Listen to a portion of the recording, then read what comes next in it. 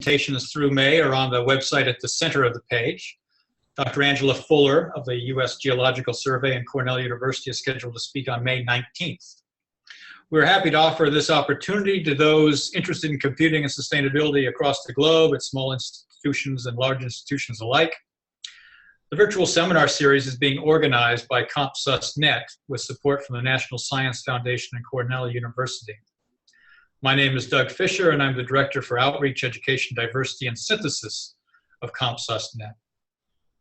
During the webinar, you can ask questions through the question and answer facility on Zoom, which will be relayed to the speaker as time allows. If you would like to ask the question yourself, please say so in the chat window and we will cue you so that you can ask it verbally.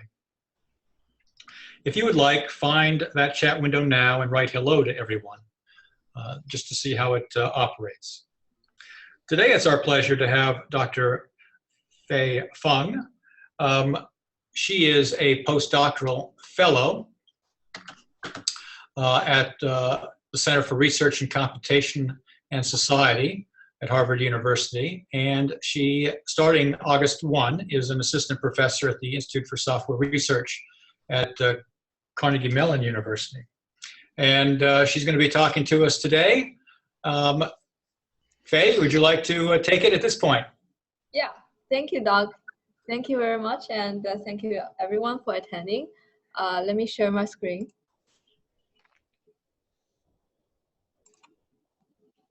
Can you see it? Yes, we can. Okay, great.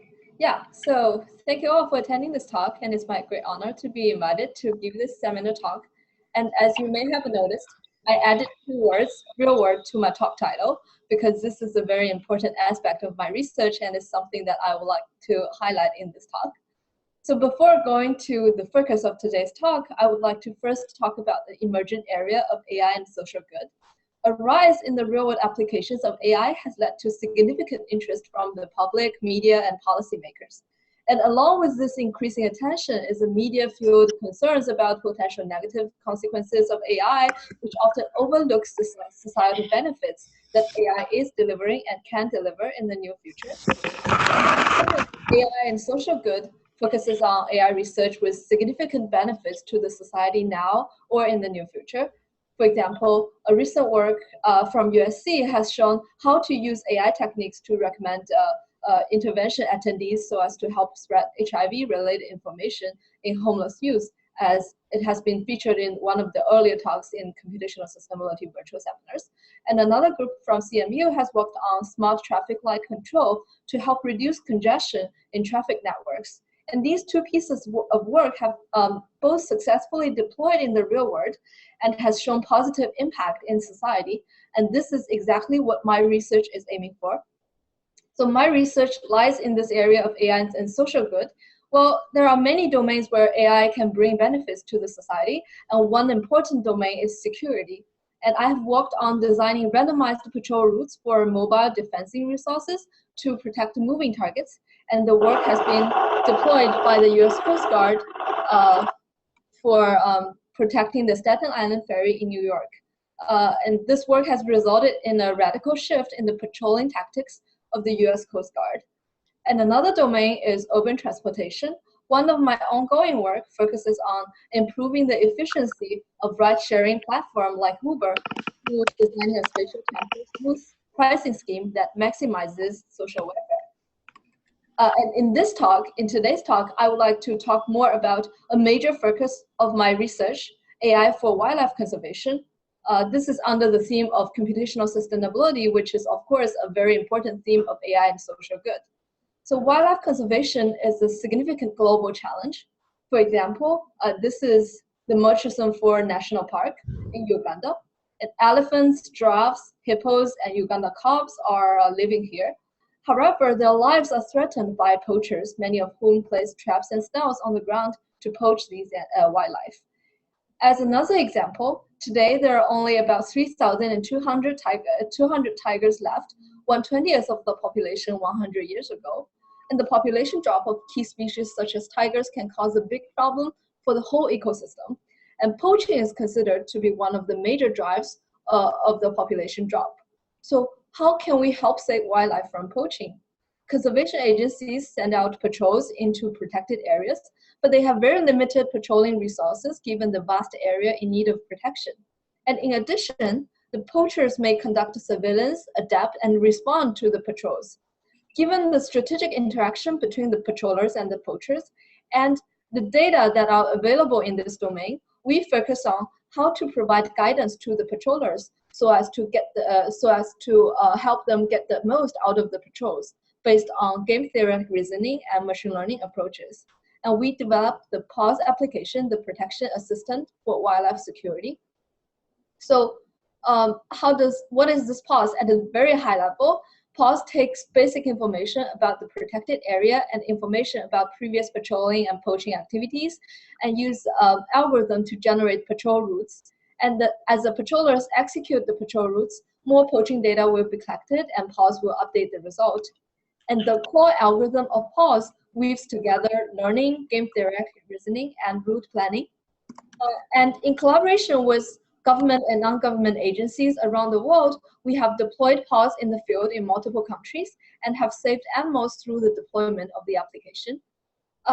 So for the rest of the talk, I would like to quickly go through some background information and then talk about the three pieces of the core algorithm in PAWS from theoretical, and the topic would range from theoretical analysis to real-world deployment, and followed by a summary and a discussion about next steps. So the challenge of having limited patrolling resource and strategic reasoning between patrollers and poachers is very similar to the challenge in infrastructure security domains, where the security officers trying to protect a set of targets against potential attackers. And in infrastructure security domains, research in game theory and in particular in security games have been developed and successfully deployed in the real world for protecting airports, flights, and roads and ports. However, wildlife conservation domain present new challenges. One challenge is that frequent and repeated attacks are involved. For example, poachers place this kind of snares on the ground, and when an animal steps on it, it will get trapped. And officers told us that more than 1,000 snails can be found annually in Uganda, in a conservation area in Uganda. And that means if we consider the problem as a game, then it's no longer a one-shot game. And the second challenge or difference is in attackers' decision-making. So the attacks, or in this case, it's like the poaching activity, takes place frequently. So it's impossible for the attacker to conduct long-term surveillance before each of the attacks. And also due to the frequent attacks and the relatively low cost of failure, the attacker will take less effort in planning the attacks and may be boundly irrational in their decision-making. In contrast, in infrastructure security domains, the attackers often go through sophisticated planning and are often seen as perfectly rational. And the third difference is in the amount of data. Unlike infrastructure security domains where we fortunately do not have much data about attacks, in wildlife conservation, patrollers record their findings along their way of patrol, and this leads to an informative data set that can be exploited by the conservation agency. However, the real-world data in this domain present new challenges. It's often sparse, incomplete, and subject to uncertainty and noise due to the large area and the limited patrol effort. And last but not least, one important goal of my research is to bring the research to the field and deliver benefits.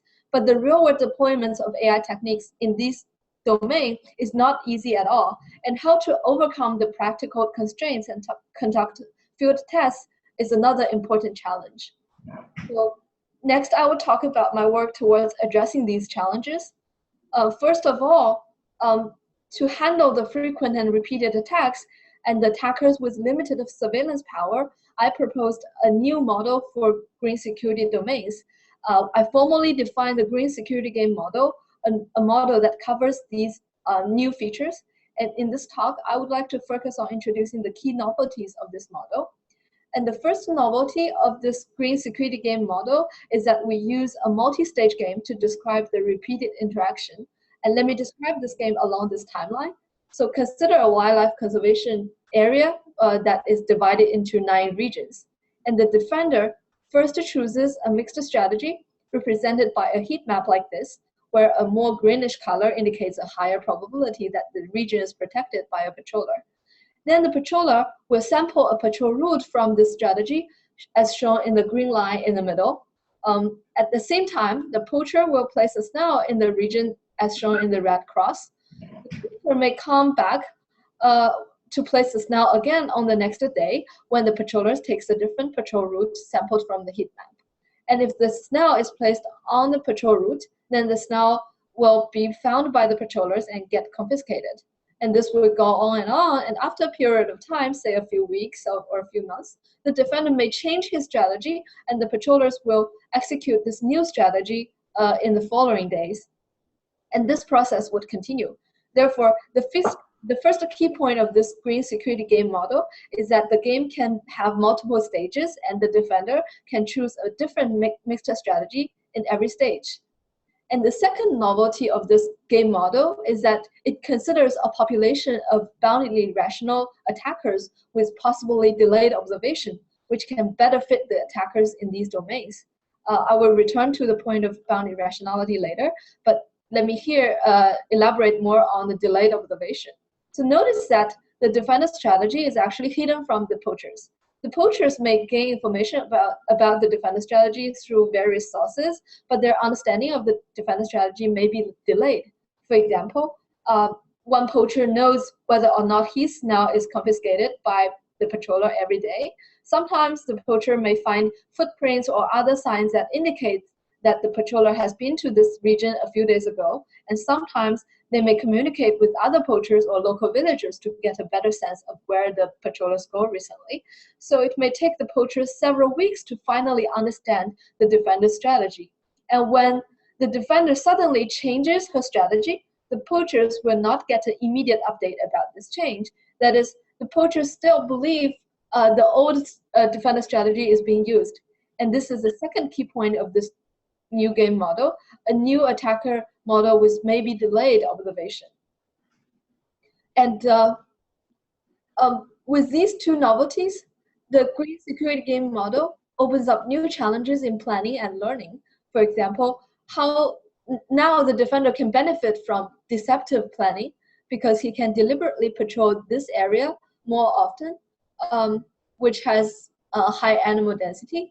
And then when the poachers understands this strategy after several weeks or several months, the poachers will circumvent this area and place snails in other areas. And this kind of shift in the poacher's behavior has been already expected by the defender, and he can switch to protecting those areas. So with this change in defender strategy, the defender can catch more snails overall.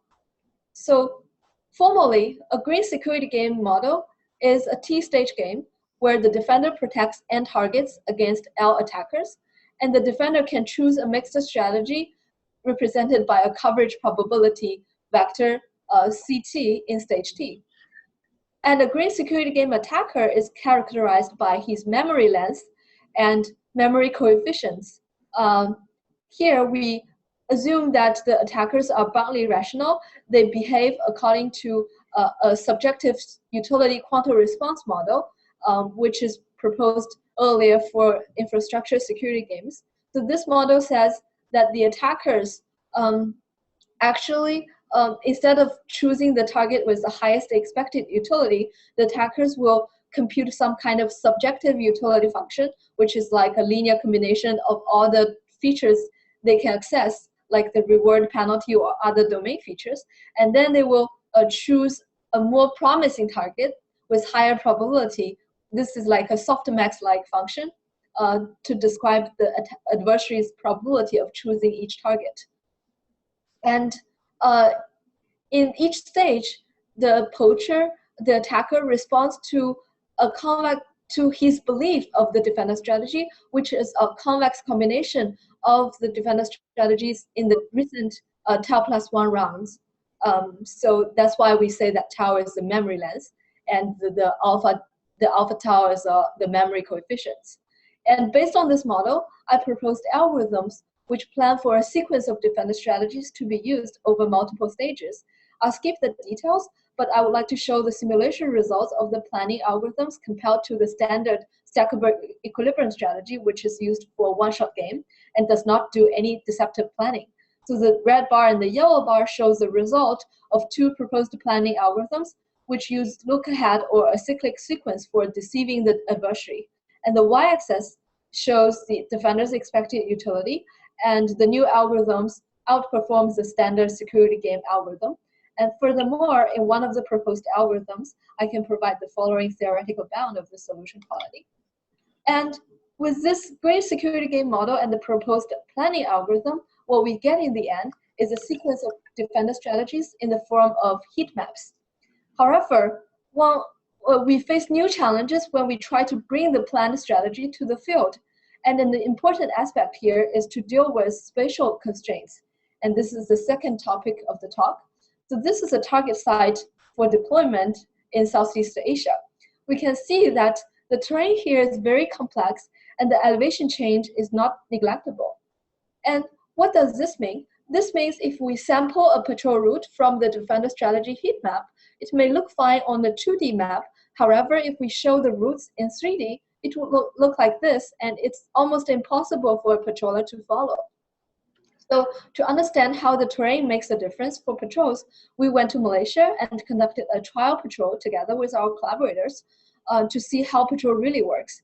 And this photo is taken before our 8-hour walking in the jungle. This is me, Milind, and Bo. So we are all excited and looking forward to it. And this photo is taken towards the end of the patrol. We are all exhausted, and our collaborators told us that there are still 500 more meters to go.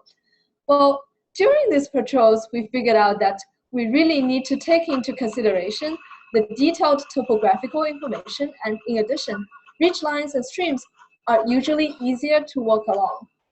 So with this first-hand experience in the field, there is a major shift in the design or the representation of the patrol routes.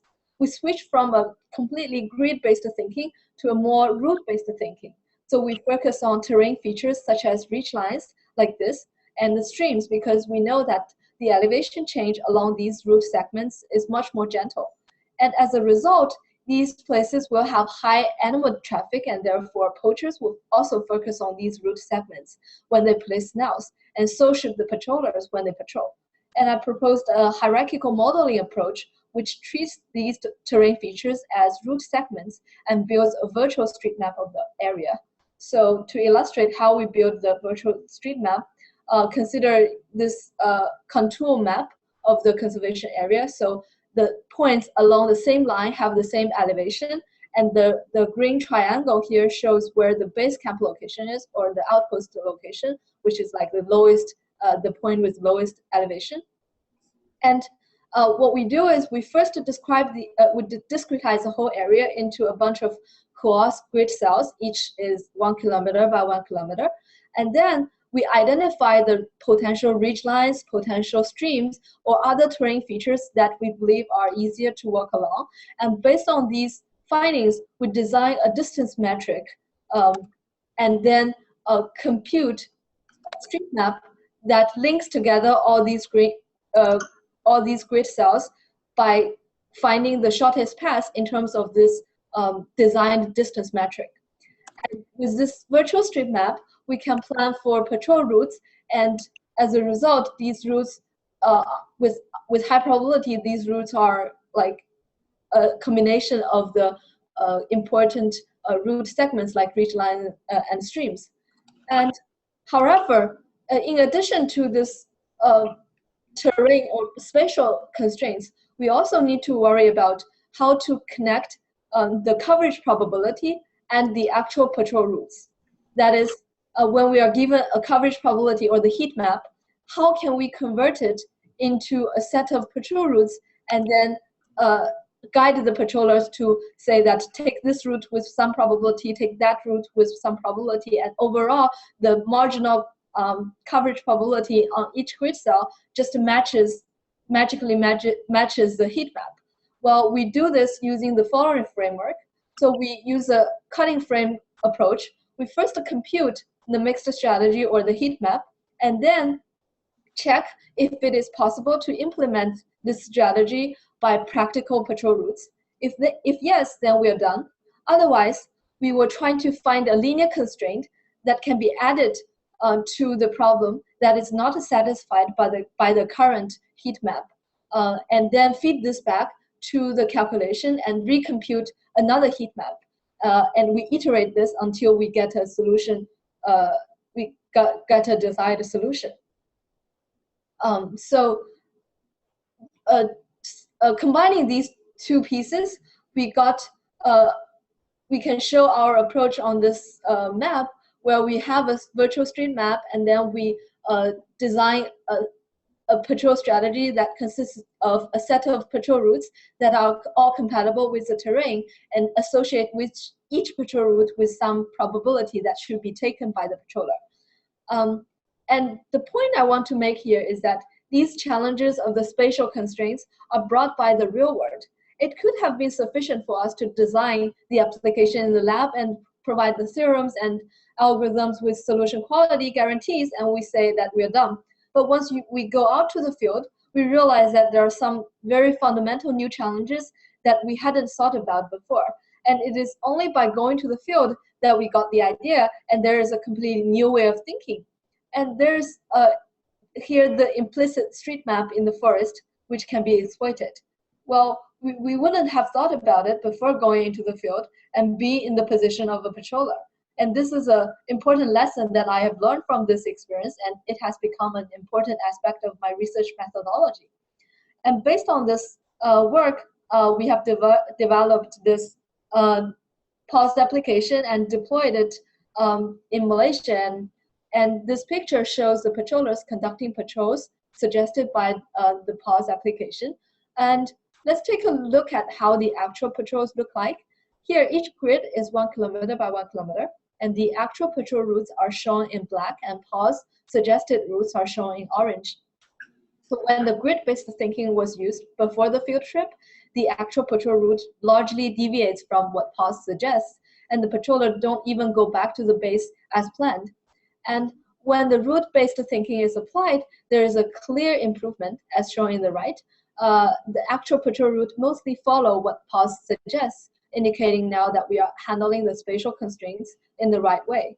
And during the PAWS patrols, multiple animal signs and human activity signs are found, indicating that PAWS have led patrollers to the right direction.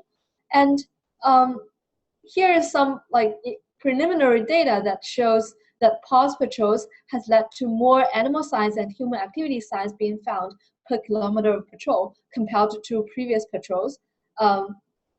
And as shown in the comparison between the red bar and the yellow bar.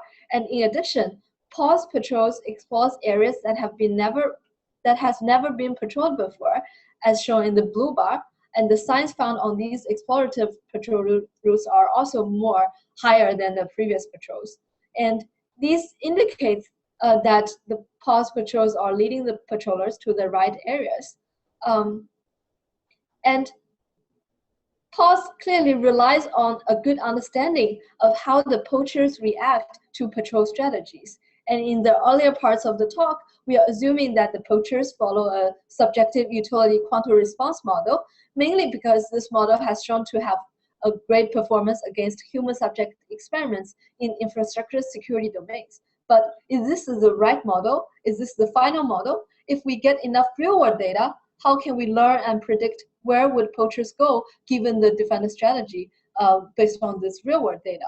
Well, in collaboration with WCS and UWA, we got 13 years of data about patrolling and poaching in the Queen Elizabeth National Park, which is a national park that spans over 1,978 square kilometers. And it's, in general, relatively flat, so there's not too much elevation change as we have seen in the second part of the talk. But we do have data about the geospatial features, including the terrain information, the distance to the nearest town, to the nearest water body, and the outpost or the base camp locations. And we also get data about the amount of ranger coverage, and as well as what kind of crime observations have been made by the rangers, and such as where do they find the snails. However, this real-world data sets present some key challenges. The first thing is that we have a lot of missing data because essentially we only collect the data along the way that patrollers went. And because of the limited patrol resources, we only get information along like a small areas compared to the whole area of the park. And what's going on in other areas of the park, we don't know because of the silent victims problem. The animals get poached and they cannot call the police saying that there is a crime going on here. And in addition, there's imperfect observation. For example, if the patroller is taking a route like this, well, it's possible that he just oversees what's going on and the snail is being placed on the ground because it's hidden under the tree or under some other items. So he may not observe it, but it doesn't mean that the attack didn't happen. And as a consequence, in our data set, we get a lot of uncertainty in the negative labels, and also there is a huge class imbalance. Most of the labels we get are negative. And based on these things, based on these challenges, the previous behavior models that doesn't really work with this real-world data. For example, the subjective utility quantum response model cannot directly handle all these challenges. And following the SUQR model, there has been some follow-up work. For example, the one that Carr et al., and including me, that have worked on how to consider a specific model for poaching domain and considering the repeated interaction between the poachers and the attackers. But still, this work is based on the human subject experiment data and cannot be used to directly handle the real world data because of the challenges we mentioned earlier. So in 2016, Wen et al. Proposed this capture model, which indeed deals with this real world data, and it proposes a dynamic Bayes net. And it has it is a two-layer model, where in the first layer, it computes the attacking probability, and in the second layer, it computes the detecting probability, meaning that how likely a ranger can observe it, given that an attack is happening there. And domain features such as animal density and area slopes can contribute to both these layers or only one of them. However, this model, given the limited real-world data we have, this model predicts too many places to be attacked, which is not very informative to give guidance to the patrollers. And also the learning process of learning these parameters in this model can be very slow. So to try to overcome these limitations, challenges, we proposed a decision tree-based model that considers the spatial correlations, which is typical in the wildlife conservation domain, because we know that there are some poaching hotspots from our domain experts, that this is like often the case, that there are some poaching hotspots. And what we propose here is that, well, we can first learn a decision tree and then make predictions. Let's say the red crosses are the actual observations that are being made by the rangers, and the blue dots are the predictions made by the decision tree. And what we are going to do next is that we will compute the hotspot proximity for each target. So we will check for each target or each grid cell how many of its 4 neighbors have been predicted to have attacks. So for example, for the one here, we see that there are 3 neighbors out of 4 have been predicted to have attacks. Then we will add this as a feature and then retrain a new decision tree based on which maybe this new point is also predicted to be attacked. And we repeat the process until a stopping condition is reached. So based on this kind of spatial aware decision tree model, we combine it with other kind of standard decision trees, and we build an ensemble of decision trees. And we conduct an extensive empirical evaluation of 40 different models with 192 model variations on these 13 years of real-world data from Uganda. And what we found is that the decision tree ensemble outperforms all other complex models, including the capture model that we mentioned earlier. And this decision tree ensemble has fast runtime and a high interpretability, which leads to its deployment in the real world, as we are going to talk about later, which has been an obstacle for capture. And the best performing decision tree actually consists of a standard decision tree and two boosted decision trees, the spatial aware decision trees with different variations, and two decision trees with different false positive costs. And we tested on two different data sets. One is trained for the data from 2003 to 2014 and tested on 2015, and the other is tested on 2014. And we use one of the evaluation metric we use in addition to the standard F1 score or precision and recall is the LNR score, because this is a score this is a metric that is designed particularly for positive and unlabeled data. So this metric rewards the recall heavily, but it also rewards selective models, meaning that the denominator here is the probability of positive prediction. If you predict everywhere to be positive, then you got nothing. Here's the evaluation result. As we can see here, compared to the positive baseline and the uniform random model and capture, our proposed decision tree ensemble, as shown in purple line, gets a much higher LNR score because it has a very good precision, although it has slightly lower recall compared to capture. And also it has a higher F1 score. And similar results can be found for the other data set. And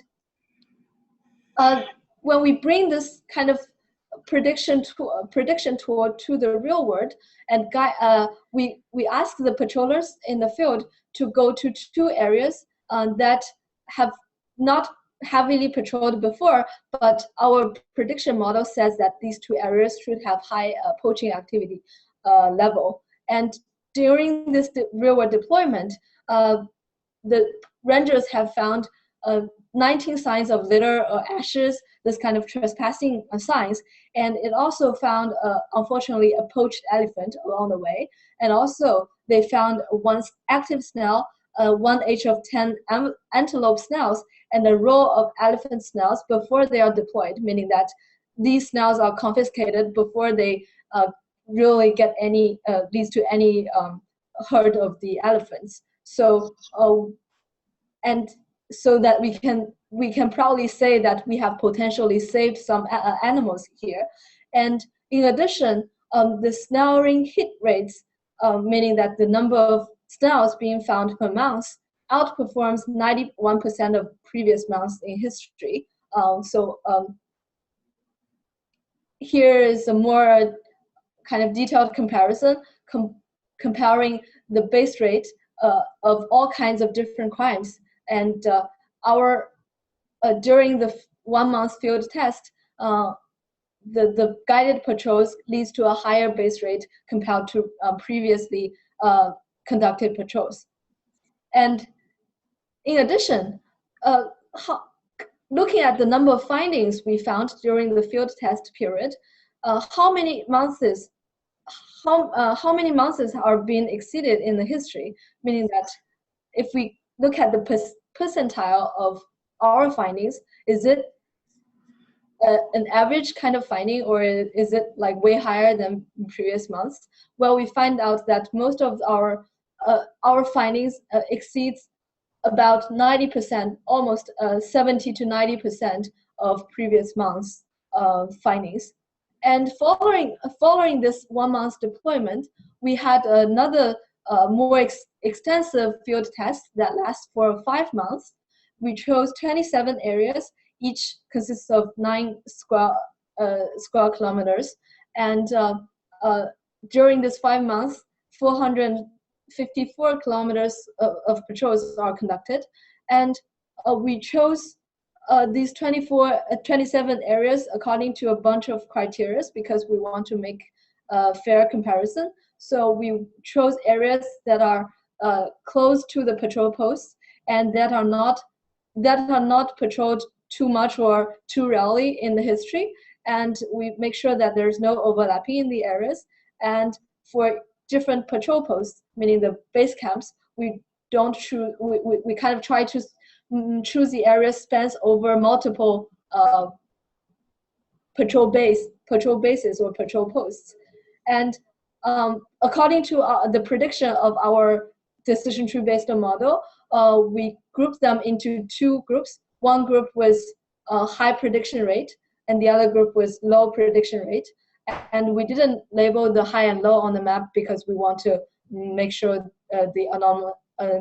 the areas are anonymous for the safety of the wildlife. And in the first group, the high prediction rate group, we got 5 areas, and then in the second group, the low prediction rate group, we got 22 areas.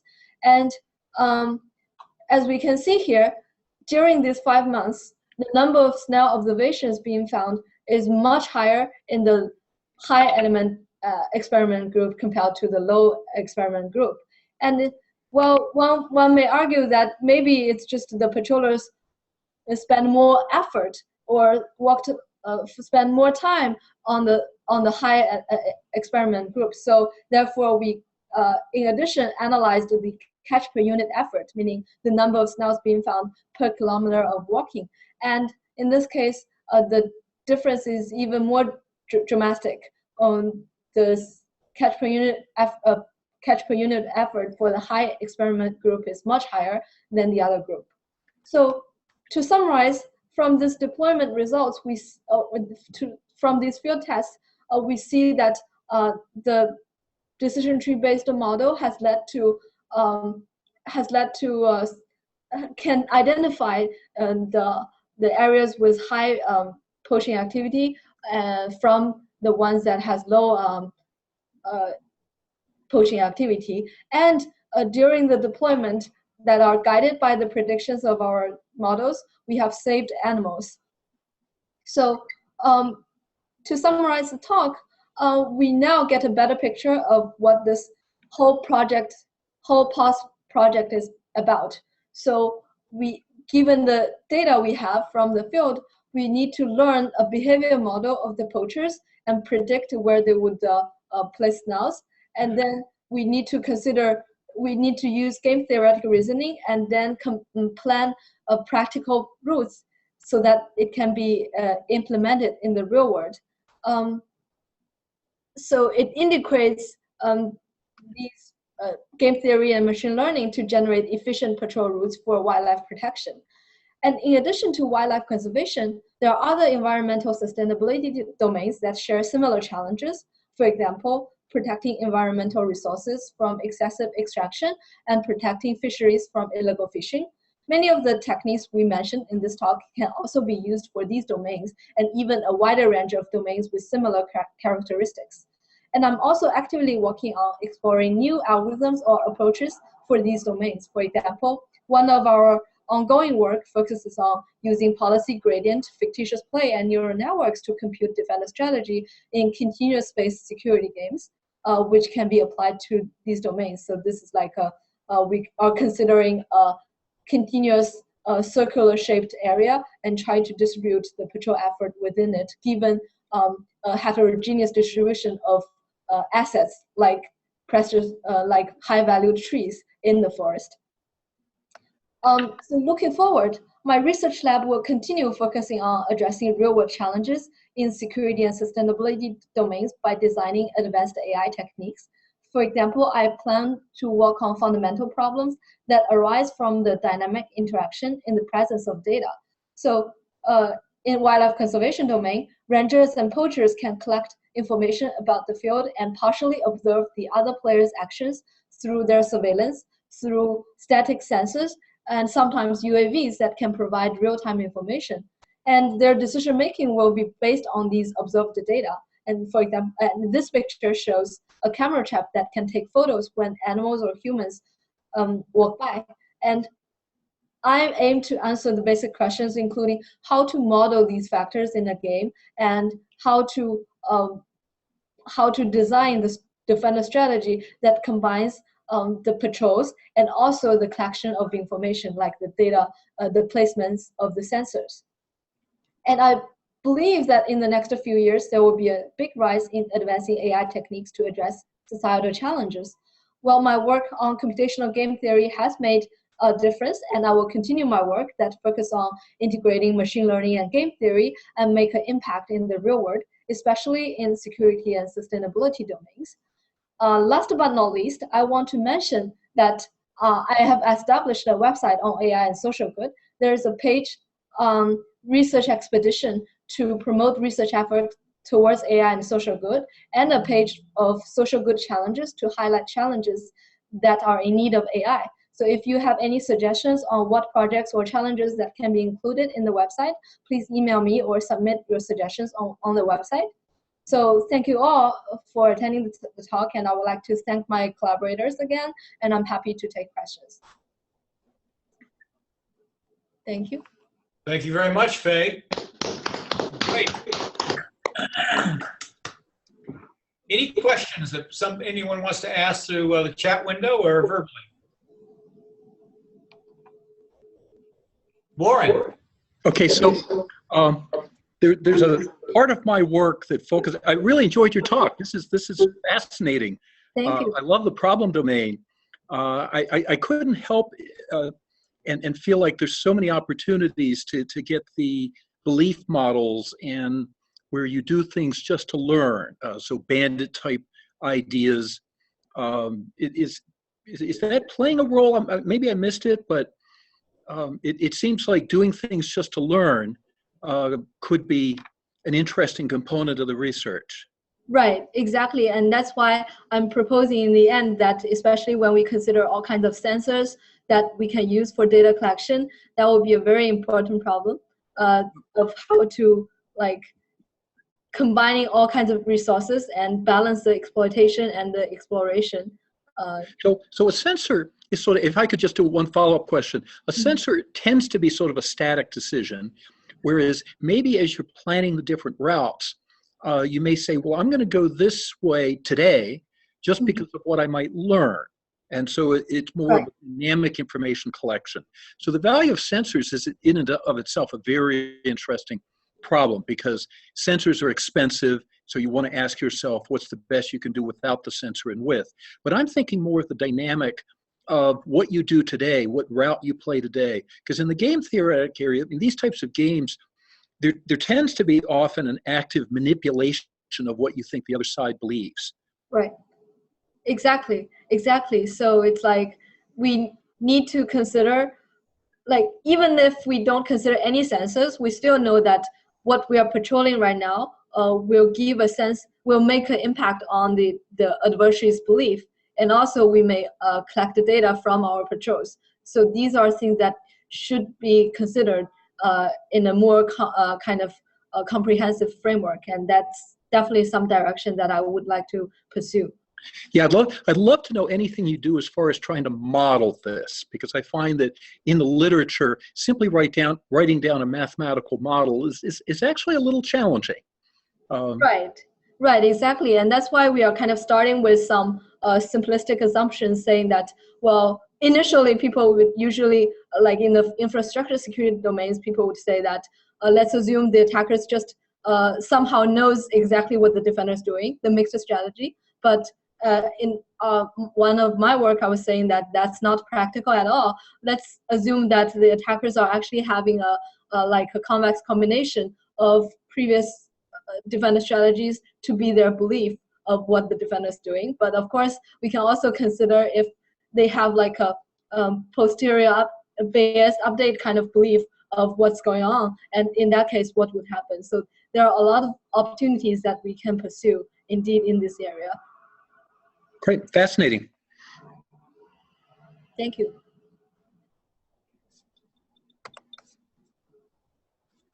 And any other questions?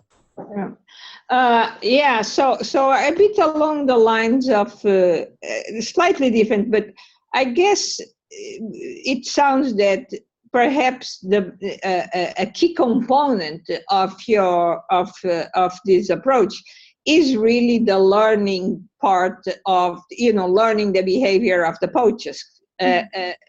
And I mean, could you talk a little bit about that? What you believe in terms of the relative importance, and it's also related to Warren's question. For you to actually try to learn that behavior, you may need to use different strategies. More specific question, I was curious, like in your decision tree, which tree, how many, your ensemble, how many decision trees do you use? So starting with a very general question about, the importance of the learning the behavior versus the game-theoretic component, to a very specific question about for your decision tree ensemble, how many decision trees do you use? Yeah, thank you for the question. Yeah, and indeed, it is very important. Like the learning the poacher's behavior is really, really important. And from domain experts, there has been a lot of efforts in conservation biology trying to evaluate whether or not and how much impact the patrols have on the poacher's behavior. And the first thing is, yes, it has an impact in the poacher's behavior. And second, it's not very clear how that impacts them. So I completely agree that learning their behavior model is a key component for any kind of prescriptive sessions. So it's like first focus on the learning and predictive model, and to make sure that they do capture what's going on in the reality, and then followed by the designing prescriptive routes for the patrol. And then more concretely for the decision tree ensemble part, in the current model, we are using an ensemble of 5 decision trees. These decision trees do use previous coverage as one of the features. That means if since we found that this model has led to a good prediction power, the next thing that we want to do is clearly trying to combine this decision tree ensemble model with the other pieces that we have mentioned in the talk, including the game-theoretic thinking and the route planning, to see how we can guide the patrol based on our data, the lessons we learn from data. Mm-hmm. Very good, thank you. Well, this is really fascinating work, and I'm sure very hard, because you are actually combining, developing computational models with actually having impacts in the real world. And typically, bless you, Warren. So typically that is quite a challenge, but indeed, you talked a little bit about it. Are there issues that you think that you are enhancing the algorithms in the computational algorithms because you are dealing with this real world problem?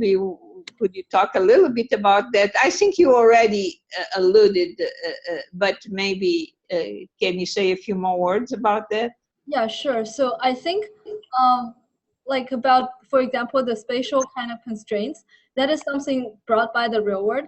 And because of that, we are forced to handle a problem that has to be very a problem that with an area that should be very fine-grained, with very fine-grained discretization, and that will lead to a huge number of targets to be considered, and we don't know how to handle. And then we kind of come up with this street map or hierarchical modeling approach, and that on one hand is trying to handle the spatial constraints, but on the other hand also helps, or at least give some insights on how to deal with this kind of huge number of targets in other problems where we do this hierarchical modeling and design some special distance metric and then connecting different areas using selected segments, something like that. Very good. Thank you so much. Very wonderful work. Thank you, Faye. We have a question from the Q&A. Yeah.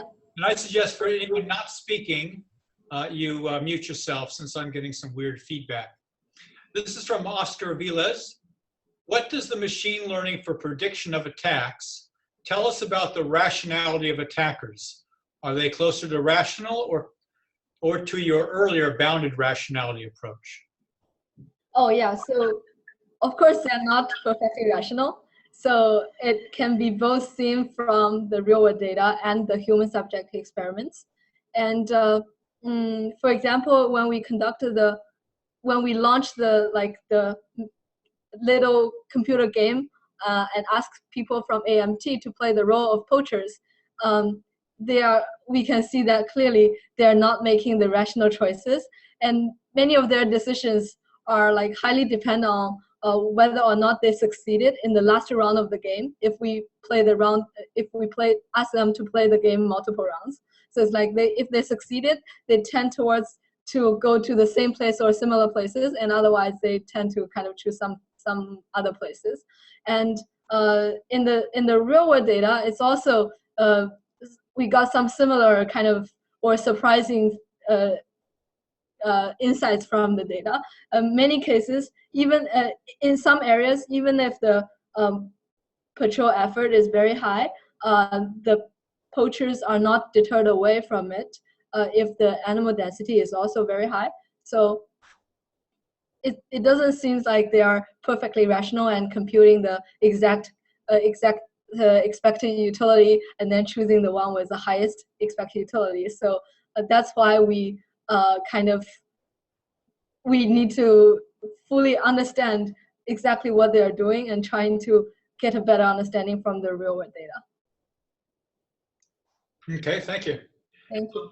I have a question about, is there any, I may have missed it, but is there any attempt to learn the animal movement patterns themselves in what you are currently doing? Or I notice that you're appealing to background knowledge about, or what I would call domain theory about where animals are likely to go, Right. Streams and based on terrain, but are there applications in which you would really have to address the issue of learning animal movement patterns?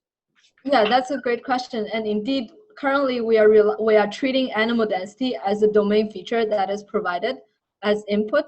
But of course, for some kind of animals, it's important to consider their movement pattern. And one thing that we have considered in the model is we've tried to model this as a seasonal change of animal density, but that's kind of like the one attempt that we have made. But indeed, how to have a more detailed model of the animal's movement will be a key challenge, especially if we focus our attention on the animals that have very limited population, like tigers.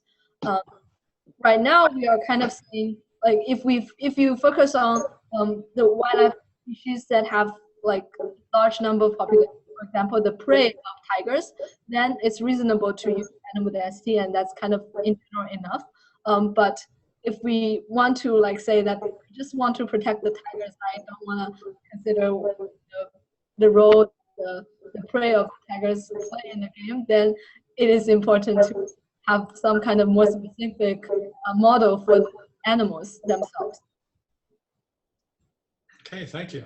Well, actually, may I make a comment? You know, the question was actually very interesting, Doug, and it is really, I think, pointing to the next talk by Angela, because I think it's likely that she will talk about, you know, models to, you know, for example, they have this spatial recapture model to, you know, to predict the density. In fact, there are measures, the density weight connectivity, to try to really estimate the the land usage by the animal. So you know, there's a beautiful connection to the next talk. That's Through great. your- Now I'm looking forward to the next talk.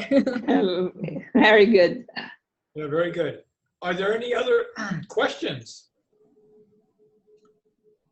All right, all. Well, let's thanks Faye again. Thank you. Thank you for coming. Wonderful talk again. Thank you, Fang. And we will, this will be online later. Great. Thank you. Okay, thank you so much, everybody. Ciao, everybody. Bye.